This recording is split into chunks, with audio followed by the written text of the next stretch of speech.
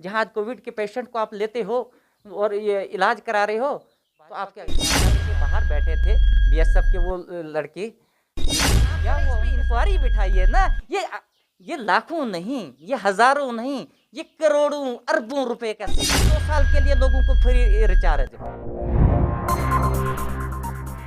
नमस्कार, स्वागत है आपका द लोकल रिपोर्ट में। आज हमारे साथ बात करने के लिए हैं यूथ प्रेसिडेंट आईएनसी के, जिनका नाम सुलेमान टाक है। और आज इनसे हम बात करेंगे जिस तरह की अभी जो इलेक्शंस की हम बात करेंगे। इलेक्शंस का जो टाइम चल रहा था 5 राज्यों का, क्योंकि परसों अनाउंस हो चुका है वहाँ पे जो रिज़ल्ट था, और वहाँ पे हम देखेंगे और साथ में इनसे बात करेंगे क्योंकि यूथ प्रेसिडेंट हैं ये आईएनसी डोडा के। तो हम इनसे बात करेंगे कि क्या इनकी तरफ से मैसेज है जो यूथ थे, क्योंकि रैलीज़ भी वहाँ पे हमें काफ़ी देखने को मिली, और रैली के साथ साथ हमें वहाँ पे कोविड के केसेस भी काफ़ी अच्छे खासे देखने को मिले हैं। तो इनसे हम बात करेंगे क्योंकि सबसे ज़्यादा अगर हम बात करें पूरे हिंदुस्तान की, तो हिंदुस्तान यूथ से बना हुआ है और यूथ ही जो पावर है हिंदुस्तान की। तो हम इनसे बात करेंगे। स्वागत है आपका सुलेमान जी। बहुत बहुत शुक्रिया आपका। तो सुलेमान जी, क्या कहेंगे आप, जिस तरह के इलेक्शन चल रहे थे वहाँ पे और केसेस भी हमें वहाँ पे देखने को मिले हैं, तो क्या बात करेंगे आप उसके बारे में आज? सबसे पहले तो मैं उन लोगों को मुबारकबाद देना चाहूँगा कि जिन्होंने फिर से एक दफ़ा डेमोक्रेसी पे यकीन करके और क्रिमिनल पावर्स को यहाँ से धत्कार दिया और रिजेक्ट कर दिया। मैं आपको बताना चाहूँगा कि 814 टोटल सीट्स पे इलेक्शन हुए, जिसमें भाजपा अलायंस को 230 और कांग्रेस अलायंस को 262 सीटें आई, और कम्युनिस्ट पार्टी को 93 और अदर्स को 26। और इसका साफ साफ ये मतलब है कि जहाँ भाजपा ने पूरी सरकारी मशीनरी यूज़ की, पूरे मिनिस्टर, प्राइम मिनिस्टर और ये अमित शाह जी, होम मिनिस्टर, जितने भी बड़े बड़े दिग्गज मंत्री लीडर हैं, सबको ये वेस्ट बंगाल में बिछा दिया, लेकिन फिर भी उनकी बात का असर नहीं हुआ। लोग इस चीज़ को बराबर समझ चुके हैं कि हमें वोट क्यों देना है। इनकी जो डिवाइड एंड रूल की पॉलिसी है, लोगों ने इस चीज़ को रिजेक्ट कर दिया है, और वो इनको अब ये समझना चाहिए कि वो वक्त हो गया, वो अच्छे दिन हो गए। अब अगर वोट मिलेगा, ये डेवलपमेंट को मिलेगा, ये काम को मिलेगा, क्योंकि वोट जो लोगों ने दिया था, इनको जो मैंडेट दिया था, वो लोगों ने मैंडेट दिया था डेवलपमेंट के लिए, हॉस्पिटल को बनाने के लिए, कॉलेज बनाने के लिए, यूनिवर्सिटीज़ को अपग्रेड करने के लिए, और लोगों ने इनको मैंडेट मंदिर बनाने के लिए नहीं दिया था। और मैं आपको ये चीज़ भी बताऊंगा कि इतनी बड़ी बड़ी रैलियां इन लोगों ने की वहाँ पे, जहाँ से ये कोविड फैला, इतने लोगों को इकट्ठा किया। यहाँ आपको बताऊंगा मैं कि यहाँ 4 लोगों को साथ में चलने की इजाज़त नहीं, जबकि इन्होंने 2-2 लाख लोगों को इकट्ठा करके, और बड़े शाबाशी से प्रधानमंत्री जी कह रहे थे, इधर से भी लोग, इधर से भी लोग, आगे से भी लोग, उनकी एक पीछे से भी लोग। उनकी एक रैली। मतलब आप मुझे एक चीज़ बताएं कि आखिर आप मैसेज क्या देने, आप लोगों को समझ क्या रहे हो। आप कह रहे हो, देखो मैं आपको एक छोटी सी मिसाल दूंगा।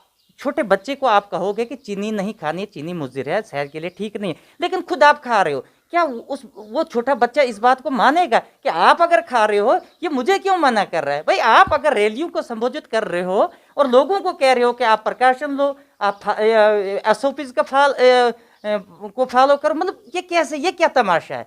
दूसरी बात मैं बताऊंगा, जब इस चीज़ को कंट्रोल करने का वक्त था, जब 2020 में मार्च अप्रैल में, तब इन लोगों ने क्या किया, क्या तमाशा बना दिया कि आप ताली और थाली को बजाओ, आप दिए को बुझा दो। भाई, ये क्या तमाशा है। आप बाहर की दुनिया को हंसा रहे हो। ये हिंदुस्तान, ये भारत, इसको, इस पे बहुत बड़ा गर्व था पूरी दुनिया को, हिंदुस्तान के। लेकिन आज आपने कहाँ पहुंचा दिया इसको।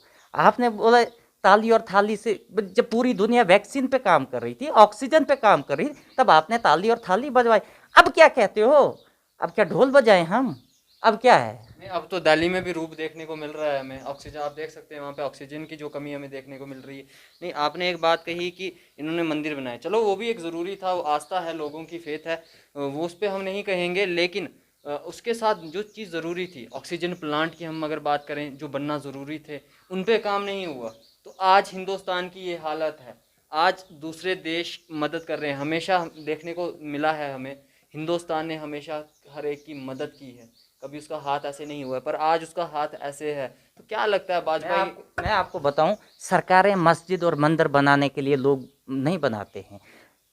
भगवान इतना किसी के सरकार का मोहताज नहीं है, ना अल्लाह किसी सरकार का मोहताज है कि सरकार मस्जिद बनाएगी तो वो खुद ब खुद वो लोग जब उस काबिल होते हैं लोग बनाते हैं।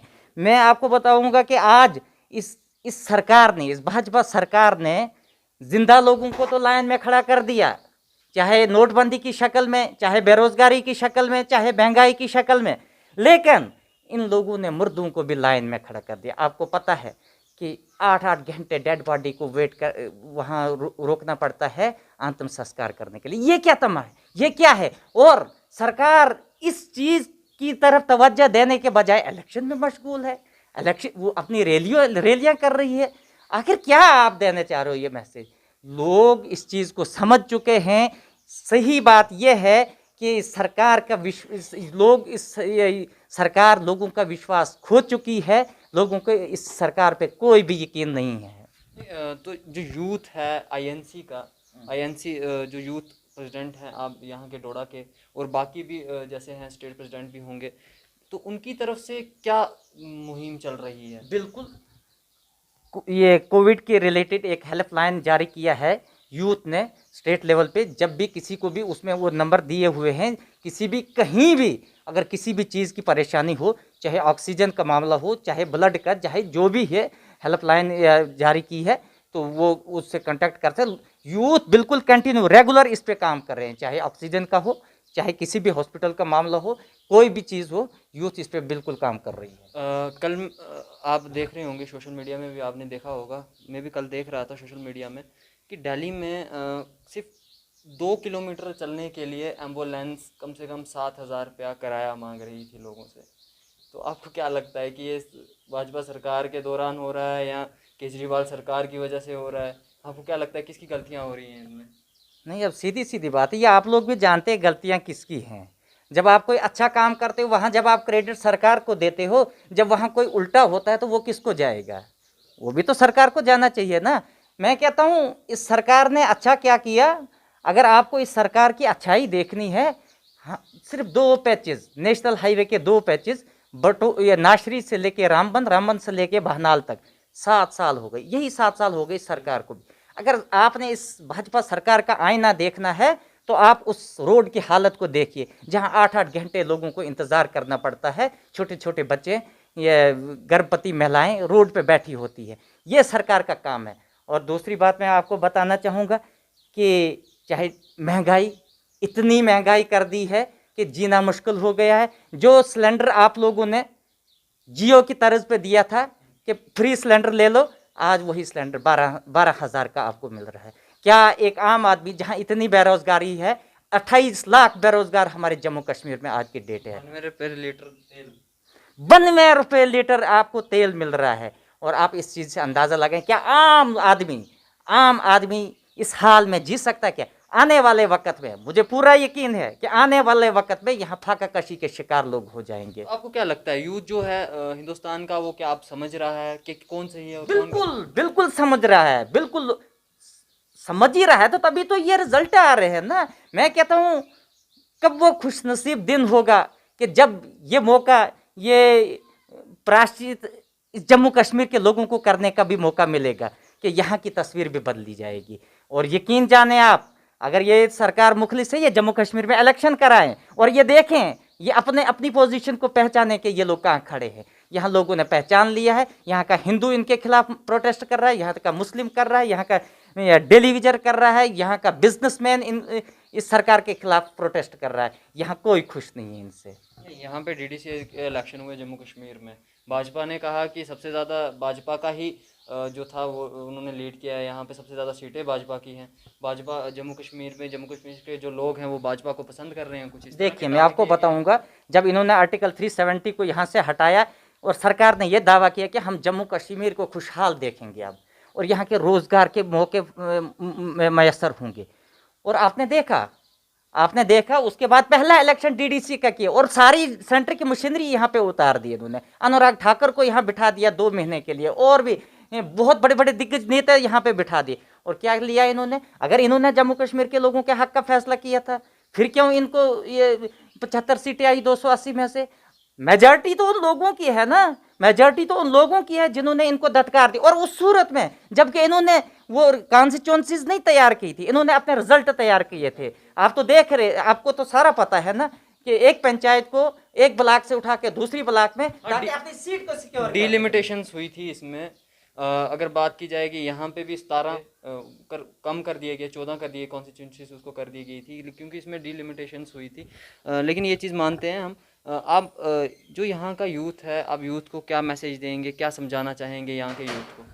मैं यूथ को यह मैसेज देना चाहूँगा कि अपने भाईचारे को मजबूत करो। हमारी सबसे बड़ी ताकत अगर है वो भाईचारा है। हिंदू मुस्लिम भाईचारे को मजबूत करो। और इससे पहले मैं आप चीज़ और आपको बोलना चाहूँगा कि ये जो आपने ये यहाँ ये टेलीविजन की बात मैं जरूरी करना चाह रहा था। बार बार ये सरकार से जब आप सुनते हो ये कहते हैं 70 साल 70 साल। अरे 70, आप रिलायंस का चश्मा तो उतारिए, आपको 70 साल दिख जाएगा ना 70 साल क्या किया। जब कांग्रेस पार्टी, कांग्रेस की सरकार डेवलपमेंट कर रही थी तब तो आप पुतले जला रहे थे, तब तो आपको ध्यान ही नहीं रहा कि काम कैसे करते हैं। भाई आप मुझे एक चीज़ बताइए, ये हॉस्पिटल जहाँ आज कोविड के पेशेंट को आप लेते हो और ये इलाज करा रहे हो, तो आप क्या शौचालय में कराते क्या? इस सरकार ने शौचालय बनाए ना, तो कहाँ कराते? तो ये बार बार जब भी आप इनसे पूछो ये कहते हैं 70 साल 70 साल। मैं इनको कहना चाहूँगा कि आप जिस कॉलेज में, जिस स्कूल में पढ़े हो, क्या वो 7 साल में बना क्या? वो भी तो किसी ने बनाया था। वहां तो आप 70 साल क्या 70,000 साल तक नहीं पहुंच पाओगे। मैं यूथ को यह मैसेज देना चाहूंगा कि पहली सबसे बड़ी तरजीह आप इस बात को दो कि हिंदू मुस्लिम भाईचारे को मजबूत करिए। चीज़ पे रोकना चाहूँगा, पर यहाँ के जो यूथ है, यहाँ पे जब दावा किया था, आर्टिकल तोड़ा गया था और दावा किया गया था यहाँ पे डेवलपमेंट की जाएगी, डेवलपमेंट के नाम पे यहाँ के लोगों को जो जॉब प्रोवाइड की जाएगी, जो बेरोज़गारी है वो बेरोज़गारी यहाँ पे देखने को नहीं मिलेगी। आप यूथ प्रेसिडेंट है आईएनसी के, आपके रिकॉर्ड, आपके डाटा के हिसाब से कितने लोग जो हैं, कितने यूथ जो हैं वो इस टाइम पे उनको जॉब प्रोवाइड हुई है? आपके सामने है, आपके सामने है सारा कुछ। किसको वो जो उधर भाजपा के कार्यालय के बाहर बैठे थे बीएसएफ के वो लड़के, तो क्या हुआ उनके साथ, क्या हुआ? मैं कहता हूँ काश ये सरकार यहाँ जम्मू कश्मीर में इलेक्शन कराए और इनको जवाब मिल जाता कि इन्होंने क्या किया है। कुछ नहीं, जो दावे इन्होंने किया था, इन्होंने कहा था कि यहाँ करप्शन पे कदगन लगेगी। तो मैं आपको बताना चाहूँ, वसूख से बताना चाहूँगा कि अगर जम्मू कश्मीर में किसी ने करप्शन की बुनियाद रखी वो 5 अगस्त 2019 के बाद रही। मैं इसके ये प्रूफ भी दूंगा कैसे, कि यहाँ हमारे यहाँ चल रहा था 4G, बराबर 1.5 साल के लिए आपने 4G को बंद कर दिया और आपने कंज्यूमर से 4G का रिचार्ज लिया और इनडायरेक्ट तरीके से आपने टेलीकॉम कंपनियों को फायदा दिया। कहीं ना कहीं स्कैम है ये भी। नहीं, मैं कहता हूं अगर नहीं है तो आप जरा इस पे इंक्वायरी बिठाइए ना। ये लाखों नहीं, ये हजारों नहीं, ये करोड़ों अरबों रुपए का स्कैम है। अगर मुखलिस है सरकार, बिठाइए इस पे, कर दीजिए 2 साल के लिए लोगों को फ्री रिचार्ज। क्यों आपने, क्या आप नहीं मानते इस चीज को? आप इस चीज को नहीं मानते कि यहाँ इनडायरेक्ट तरीके से ये टेलीकॉम कंपनी को फायदा दिया गया? वो किसने लिया? अमित शाह ये नरेंद्र मोदी जी तो कहते हैं मेरा कोई परिवार ही नहीं, मैं फकीर हूँ, झोला उठाया चल पड़ा।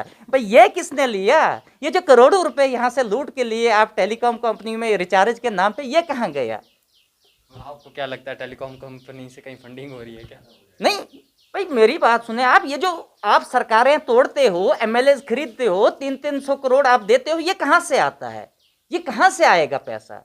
ये तो यही पैसा है ना, ये जो लूट खसूट के कर रहे हो आप।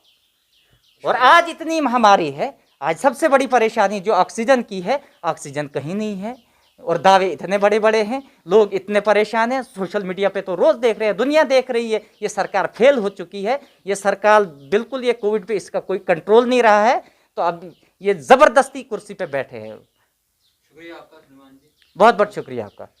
तो ये थे सुलेमान टाक जी, जो आईएनसी के यूथ प्रेसिडेंट हैं, और काफ़ी अच्छी बातें कही इन्होंने, और साथ में कहा इन्होंने भाजपा की जो कमियां हैं उसकी, वो कमियां इन्होंने गिनाई हैं, और यहाँ के यूथ को भी समझाया है कि क्या सही है।